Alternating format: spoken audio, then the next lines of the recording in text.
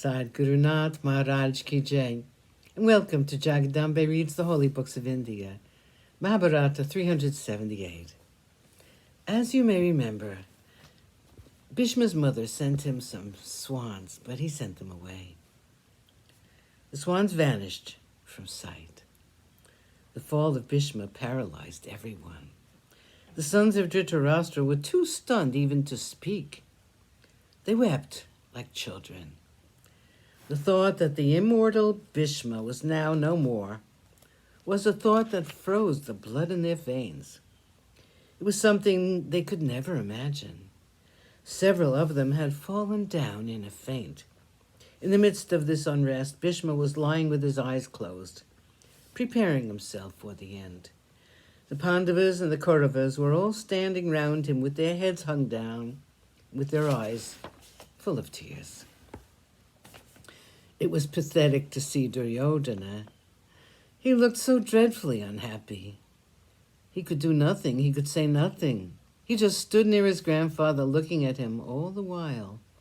Dushasana had gone to the rear of the army as soon as the great man fell. He went to Drona, and he saw Drona's chariot coming toward the front of the army. Drona was coming to the defense of Bhishma. The king's brother was going at a fast rate. Drona stopped his chariot and waited for the coming of Dushasana. The prince broke the news to Drona. The Acharya was not prepared for the shock. He fainted away in his chariot. He had to be revived. He regained his consciousness, and the first thing he did was to recall the troops from the field. The paralyzed army now began to move slowly toward the camps. Warriors from either side began to arrive to the side of Bhishma. They came one by one, with their feet bare, with their armors laid aside, clad just in ordinary clothes, with their chests covered by the thinnest of upper clothes. The heroes came and stood by the side of Bhishma. They looked like devas standing in the presence of the creator Brahma. The Pandavas and the Kauravas were there, sharing the same grief. Bhishma spoke to all of them. He welcomed them and began to talk.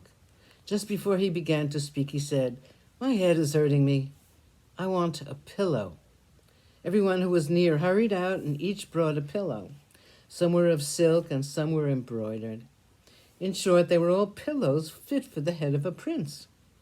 But it annoyed Bhishma to see all of them. He said, "These pillows are for sleeping at home, but they are not the fitting pillows for one who has fallen on the battlefield. Arjuna, consider well and give me a proper pillow." Arjuna got up and saluted his grandfather. With his eyes full of tears, he said, "I will do it." He took up his bow and shot 3 powerful arrows into the ground near the head of Bhishma. He placed the head of the wounded man on the pillow of arrows. Bhishma smiled with great difficulty and said, "Now the pillow is correct companion for my bed. It is the rule that a kshatriya should have a bed of arrows and nothing else." Bhishma was very tired. He paused for a moment and spoke again. He said, "My dearest children, I have fallen.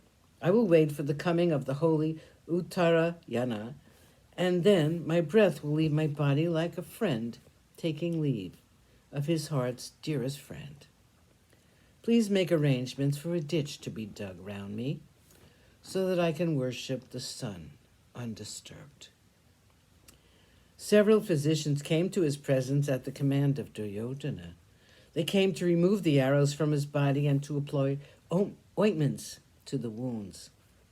Looking at them and at Duryodhana, Bhishma said, "My child, send them away, after rewarding them properly. I do not need these ministrations. I have fallen as a kshatriya should. I'm lying on a bed of arrows. These arrows must remain in my body, and when I'm burnt, they should be burnt with me." He was too tired to talk any more. The heroes who had assembled around him retired one by one to their tents. Night had fallen. Duryodhana was sitting by the side of his grandfather.